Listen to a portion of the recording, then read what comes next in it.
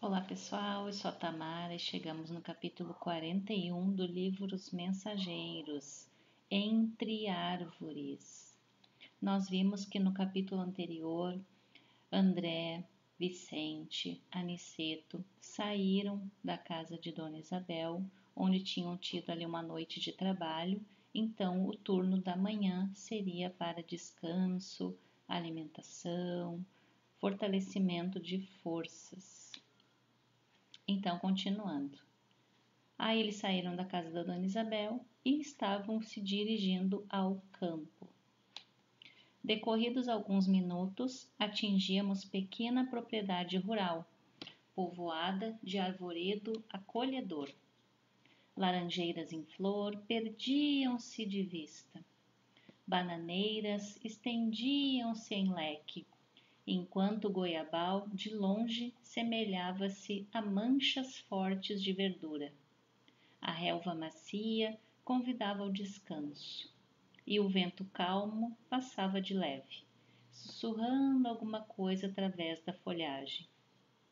Aniceto respirou a longos haustos e falou: os desencarnados, embora não se fatiguem como as criaturas terrestres, não prescindem da pausa do repouso.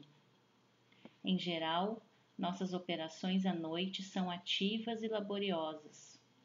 Apenas 1/3 dos companheiros espirituais em serviço na crosta conserva-se em atividade diurna.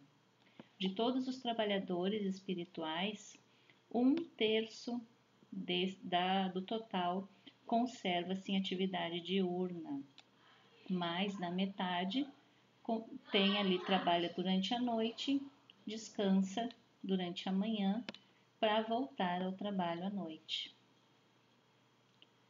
E notando-nos a curiosidade justa, sentenciou: aliás, isto é razoável. O dia terrestre pertence com mais propriedade ao serviço do espírito encarnado. O homem deve aprender a agir testemunhando compreensão das leis divinas. Pelo menos, durante certo número de horas, deve estar mais só com as experiências que lhe dizem respeito. Então aqui tem uma dica para nós, né? Aprender a agir testemunhando compreensão das leis divinas e ter aí alguns minutos mais só para nos autoconhecer, reconhecer nossos sentimentos, identificá-los. Nosso instrutor amigo sorriu e observou: o dia e a noite constituem para o homem uma folha do livro da vida.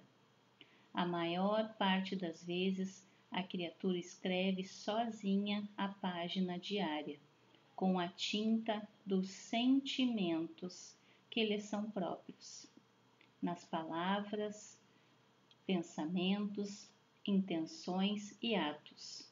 E no verso, isto é, na reflexão noturna, ajudamo-la a retificar as lições e a acertar as experiências, quando o Senhor nolo permite. Então aí, durante todas as horas em que estamos acordados, nós estamos escrevendo no nosso livro da vida. Terminado o dia, nós nos preparamos para dormir, para sair do corpo, para estudar, encontrar algum mentor, algum espírito familiar, desde que nós fizermos a nossa preparação, como a gente viu em capítulos anteriores. Se eu pedir proteção, se eu pedir auxílio para ter na noite de descanso do corpo, eu posso sim, quando o Senhor nolo permite, ter esse auxílio dos benfeitores. Olha só, tu fez isso hoje, quem sabe tu repensa. Não sei, eu tô aqui imaginando. Mas tem essa condição, né? A gente tem que ser permitido.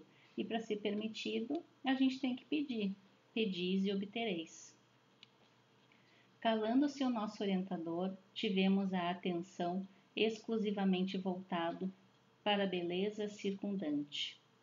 Aquele campo amigo e hospitaleiro caracterizava-se por ambiente muito diverso. Não mais as emanações pesadas da cidade grande, mas o vento leve, embalsamado de suavíssimos perfumes. Refletia eu na bondade do Senhor, que nos oferecia recursos novos, quando Aniceto voltou a dizer: a natureza nunca é a mesma em toda parte. Não há duas porções de terra com climas absolutamente iguais. Cada colina, cada vale possui expressões climatéricas diferentes. É forçoso reconhecer, porém, que o campo, em qualquer condição no círculo dos encarnados, é o reservatório mais abundante e vigoroso de princípios vitais. Em geral, todos nós, os cooperadores espirituais, estimamos o ar da manhã, quando a atmosfera permanece igualmente em repouso, isenta dos glóbulos de poeira convertidos em microscópicos balões de bacilos e de outras expressões inferiores. Entretanto, os trabalhos de hoje não nos permitiram o descanso mais cedo. Apoiamo-nos no veludoso relvado e, percebendo-nos a sede de saber, Aniceto prosseguiu: assim me explico. Porque na floresta temos uma densidade forte pela pobreza das emanações, em vista da hipermeabilidade ao vento. Aí, o ar costuma converter-se em elemento asfixiante, pelo excesso de emissões dos reinos inferiores da natureza. Na cidade, a atmosfera é compacta e o ar também sufoca, pela densidade mental das mais baixas aglomerações humanas. No campo, desse modo, temos o centro ideal. Indicando prazeroso as frondes balouçantes, acentuou: reina aqui a paz relativa e equilibrada da natureza terrestre. Nem a selvageria da mata virgem, nem a sufocação dos fluidos humanos. O campo é nosso generoso caminho central, a harmonia possível, o repouso desejável. Embalados ao pio de algumas juritis solitárias, repousamos algumas horas, magnificamente asilados no templo da natureza. Com as primeiras tonalidades do crepúsculo, Aniceto nos convidou ao passeio rápido pelas imediações. Reconhecia que estávamos muito mais bem dispostos. Somente depois de nos locomovermos por alguns minutos, observei que na vizinhança havia grande quantidade de trabalhadores espirituais. Uau! Em face das minhas interrogações, nosso mentor explicou, bondosamente: o campo é também vasta oficina para os serviços de nossa colaboração ativa? E apontando os servidores que iam e vinham, considerou: o reino vegetal possui cooperadores numerosos, aí os elementais. Vocês possivelmente ignoram que muitos irmãos se preparam para o mérito de nova encarnação no mundo, prestando serviço aos reinos inferiores.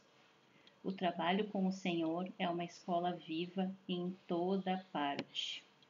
E aqui nós retomamos no capítulo 50 do livro Nosso Lar, o último capítulo, quando André Luiz pede ajuda de Narcisa para auxiliar o marido da sua viúva, e ela chama ali os elementais, os gnomos, e eles trazem substâncias da floresta, da natureza, onde ela manipula e aplica ao doente, tendo aí a sua melhora.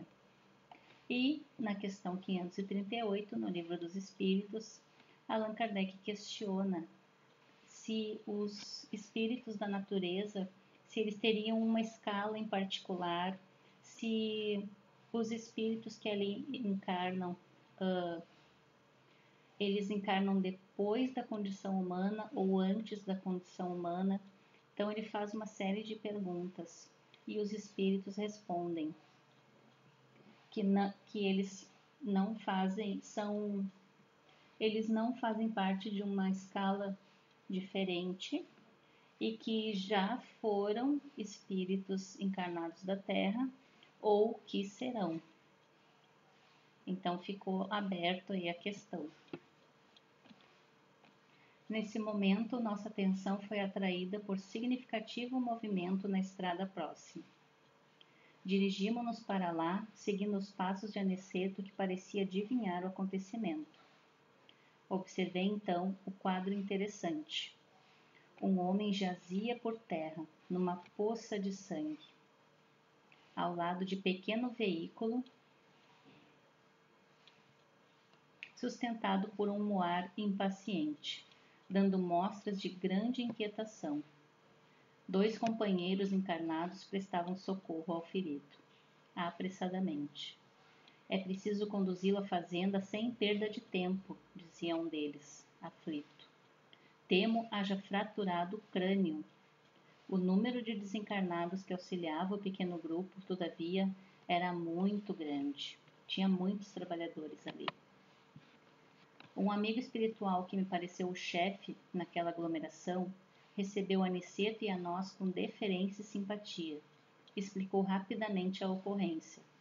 Disse que o carroceiro havia recebido a patada de um burro e era necessário socorrer o ferido. Serenada a situação, viu o referido superior hierárquico chamar um guarda do caminho, interpelando. Glicério, como permitiu semelhante acontecimento? Este trecho da estrada está sob sua responsabilidade direta. O subordinado respeitoso considerou sensatamente. Fiz o possível por salvar este homem, que, aliás, é um pobre pai de família. Meus esforços foram improfícuos, pela imprudência dele. Há muito procuro cercá-lo de cuidados, sempre que passa por aqui. Entretanto, o infeliz não tem o mínimo respeito pelos dons naturais de Deus. É de uma grosseria inominável para com os animais que o auxiliam a ganhar o pão. Não sabe senão gritar, encolerizar-se, surrar e ferir. Tem a mente fechada às sugestões, e aqui a gente colocou. Faz de conta, né, os mentores dizendo para ele, sorria, agradeça, né, você tem terras, você tem posses, né, agradeça, continue no bem, eleve o pensamento. Não sabe se não gritar, encolerizar-se, surrar e ferir. Não estima senão a praga e o chicote. Hoje, tanto perturbou o pobre Muar que o ajuda, tanto castigou que pareceu mais animalizado. Quando se tornou quase irracional pelo excesso de fúria e ingratidão, meu auxílio espiritual se tornou ineficiente. Atormentado pelas descargas de cólera do condutor, o burro humilde o atacou com a pata. Que fazer? Minha obrigação foi cumprida. O superior, que ouvia atenciosamente as alegações, respondeu sem hesitar. Tem razão. E como dirigisse o olhar a Aniceto, desejando aprovação, nosso orientador afirmou. Auxiliemos o homem, quanto esteja em nossas mãos. Cumpramos nosso dever com o bem, mas não desprezemos as lições. Esse trabalhador imprudente foi punido por si mesmo. A cólera é punida por suas consequências. Ao mal segue-se o mal.